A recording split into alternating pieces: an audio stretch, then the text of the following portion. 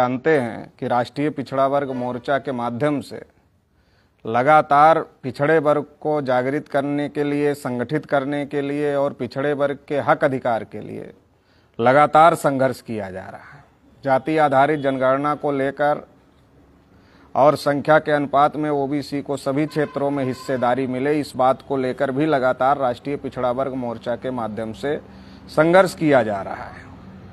अभी देश में जिस प्रकार के हालात पैदा किए गए हैं और जिस प्रकार के हालात तैयार हो गए हैं, उन हालातों को हम लोगों को समझने की जरूरत है और उन हालातों को समझकर लड़ाई लड़ने की जरूरत है। आज देश के प्रधानमंत्री नरेंद्र मोदी जी हैं जो अपने को पिछड़े वर्ग का कहते हैं और पिछड़े वर्ग का अपने को कहते हैं, लेकिन जब पिछड़े वर्ग के हक अधिकार की बात होती है तो पिछड़े वर्ग के हक अधिकार के बारे में नरेंद्र मोदी जी के द्वारा कोई फैसला नहीं लिया जाता है। उदाहरण के लिए देश में पिछड़े वर्ग के लोग एक लंबे समय से बहुत बड़ी लड़ाई लड़ रहे हैं कि पिछड़े वर्ग के लोगों की गिनती होनी चाहिए, जाति आधारित जनगणना होनी चाहिए, लेकिन नरेंद्र मोदी जी की सरकार द्वारा सुप्रीम कोर्ट में एफिडेविट दिया गया कि हम ओबीसी की गिनती नहीं कर सकते, जबकि देश में जानवरों की गिनती की जा रही। तो ये पिछड़े वर्ग के लोगों को वोट लेने के लिए नरेंद्र मोदी द्वारा खुद को ओबीसी बताना और फिर पिछड़े वर्ग की गिनती ना करना, ये पिछड़े वर्ग के लोगों के साथ बहुत बड़ी धोखेबाजी है, बहुत बड़ी साजिश है। तो इस साजिश के खिलाफ में भी हम लोगों को लड़ाई लड़ने की जरूरत है। इसके अलावा आरएसएस के द्वारा लगातार संविधान और लोकतंत्र को खत्म करने की साजिश की जा रही है। आरएसएस से जुड़े तमाम संगठनों के द्वारा लगातार इस बात को कहा जा रहा है कि संविधान बदलना है और लगातार वो आज तक आरएसएस के लोगों ने कोई ऐसा प्रस्ताव पास नहीं किया कि उन्हें संविधान में आस्था और विश्वास है। लगातार संविधान के विरोध में संविधान को बदलने की बातें उनके द्वारा की जा रही है और ज्यादा से ज्यादा संविधान को निष्प्रभावी करने की कोशिश की जा रही है। जिस संविधान की वजह से आज बैकवर्ड क्लास के लोगों को तमाम प्रकार के अधिकार हैं, उस संविधान को बदलने की, उस संविधान को खत्म करने की साजिश हो रही है। और जिस तरीके से आर्टिकल 19 जो कि अभिव्यक्ति की आजादी है, उस पर भी लगातार हमले हो रहे हैं और ईवीएम के माध्यम से लोकतंत्र की हत्या की जा रही है, जबकि दुनिया के तमाम विकसित देशों ने ईवीएम पर प्रतिबंध लगा दिया है। लेकिन भारत में ब्राह्मणवादियों द्वारा साजिश के तहत जो अल्पसंख्यक 3.5% ब्राह्मण हैं, वो बहुसंख्यक बनने के लिए, वो चुनाव जीतने के लिए ईवीएम का इस्तेमाल कर रहे हैं। ये भी देश में एक बहुत बड़ी साजिश चल रही है। इस साजिश का राष्ट्रीय पिछड़ा वर्ग मोर्चा की तरफ से हम धिक्कार करते हैं। इसके अलावा आरएसएस के द्वारा लगातार एक तरफ एससी एसटी ओबीसी को लगातार हिंदू बनाने की कोशिश किया जा रहा है और दूसरी तरफ माइनॉरिटीज के लोगों को टारगेट किया जा रहा है। तो एससी एसटी ओबीसी को हिंदू बनाने के पीछे का ब्राह्मणों का मकसद है कि 3.5% के ब्राह्मण जो अपने वोट से गांव में पंच और सरपंच नहीं बना सकते, वो एससी एसटी ओबीसी को हिंदू के नाम पर इस्तेमाल कर रहे हैं। हिंदू के नाम पर एससी एसटी ओबीसी का समर्थन ले रहे हैं और खास तौर से ओबीसी के लोगों का बहुत बड़े पैमाने पर समर्थन आरएसएस के लोग, बीजेपी के लोग हिंदू के नाम पर लेते हैं और इनके समर्थन से, इनके सपोर्ट से वो बहुसंख्यक होते हैं तो वो सत्ता पर कब्जा करते हैं और फिर ओबीसी के लोगों को ही अधिकार वंचित करने का काम करते हैं। जब वोट देने का समय होता है तो पिछड़े वर्ग के लोग हिंदू होते हैं, जब मुसलमान से लड़ना है तो पिछड़े वर्ग के लोग हिंदू हैं, जब चंदा देना है तो पिछड़े वर्ग के लोग हिंदू हैं।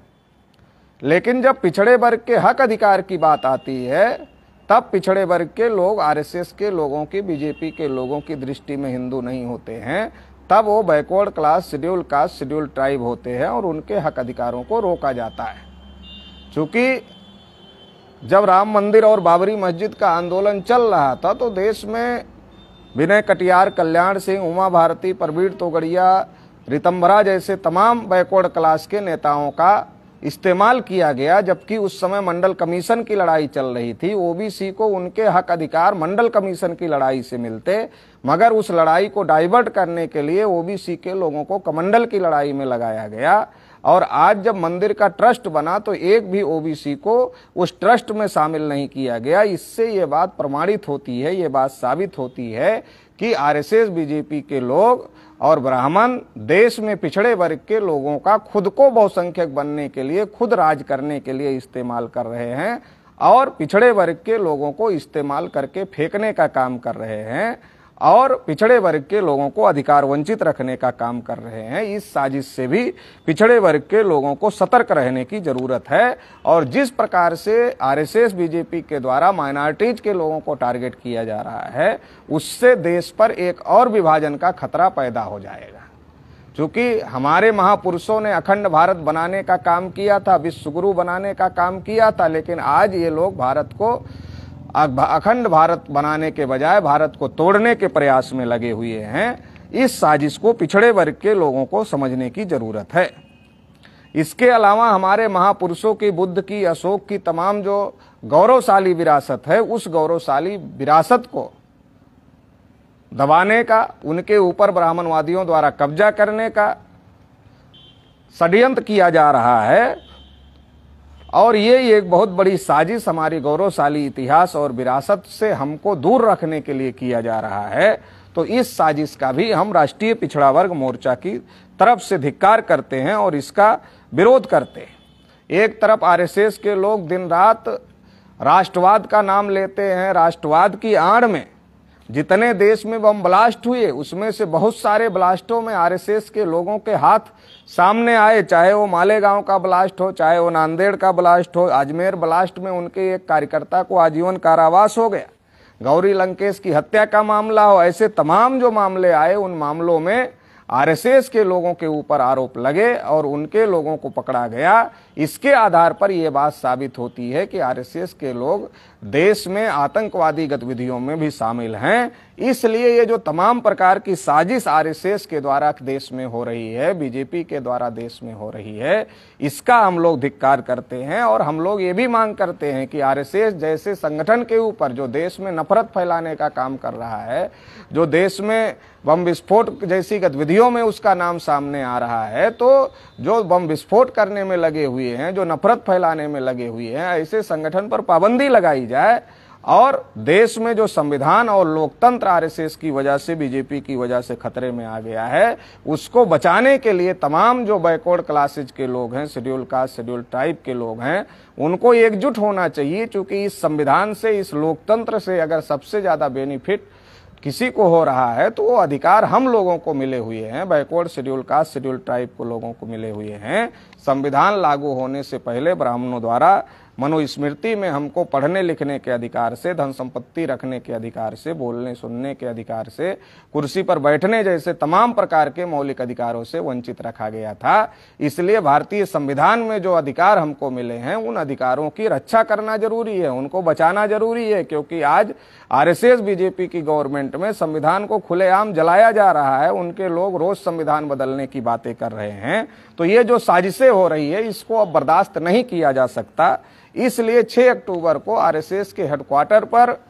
वामन मेश्राम जी, जो भारत मुक्ति मोर्चा के राष्ट्रीय अध्यक्ष है, बहुजन क्रांति मोर्चा के राष्ट्रीय संयोजक हैं, उनके द्वारा बहुत बड़ा प्रोटेस्ट मार्च नागपुर में आरएसएस हेडक्वार्टर पर रखा गया था। और उसमें 1.5 से 2 लाख लोग देश भर से शामिल हुए थे। राष्ट्रीय पिछड़ा वर्ग मोर्चा के भी लोग देश भर से बहुत बड़ी संख्या में उस आंदोलन में शामिल हुए थे। और अभी 4 चरणों में बहुजन क्रांति मोर्चा और भारत मुक्ति मोर्चा के माध्यम से देश भर में संविधान और लोकतंत्र बचाने के लिए, और जो नफरत फैलाने वाला, देश में आतंकवादी साजिशें करने वाला जो आरएसएस संगठन है, उस पर पाबंदी लगाई जाए और ओबीसी की जाति आधारित जनगणना किया जाए, किसानों को एमएसपी गारंटी कानून लागू किया जाए, ईवीएम से घोटाले को रोका जाए। ये जो तमाम मुद्दे हैं, पिछड़े वर्ग की जो गौरवशाली इतिहास और विरासत है, जिस पर ब्राह्मणवादियों ने कब्जा किया है, उसको मुक्त कराया जाए। ऐसे तमाम मुद्दों को लेकर के 4 चरण में आंदोलन घोषित किया गया है, जिसका पहला चरण 21 अक्टूबर को राष्ट्रव्यापी पूरे भारत के 663 जिलों में धरना प्रदर्शन किया जाएगा। दूसरे चरण में 25 अक्टूबर 2022 को देश भर के 563 जिला मुख्यालयों पर क्रमबद्ध अनशन और भूख हड़ताल किया जाएगा। 21 अक्टूबर को पूरे देश में 663 जिलों में राष्ट्रव्यापी रैली प्रदर्शन किया जाएगा और 6 नवंबर को पूरे देश के 563 जिलों से 11 लाख लोग जेल भरो आंदोलन करेंगे। तो ये एक बहुत बड़ा आंदोलन बहुजन क्रांति मोर्चा और भारत मुक्ति मोर्चा के राष्ट्रीय अध्यक्ष माननीय वामन मेश्राम जी की तरफ से घोषित किया गया है। जिन मुद्दों को लेकर इन लोगों ने प्रोटेस्ट घोषित किया है उसमें ओबीसी का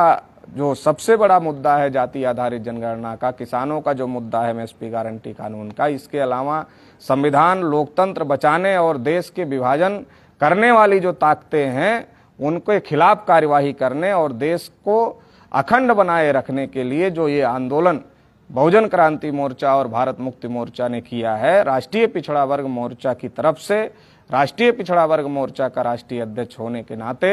मैं जाहिर समर्थन करता हूं और अपने देश भर के सभी कार्यकर्ताओं, पदाधिकारियों, शुभचिंतकों को यह आह्वान करता हूं कि इस आंदोलन में पूरी ताकत के साथ में जुट जाएं और पूरी ताकत के साथ में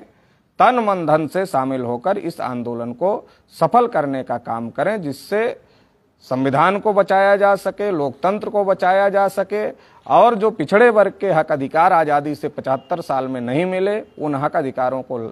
लिया जा सके और अखंड भारत बनाया जा सके और भारत को बचाया जा सके। तो इसके लिए आप सभी लोग इस आंदोलन में साथ सहयोग करेंगे, ऐसी हमको आशा और अपेक्षा है। बहुत बहुत आभार, धन्यवाद।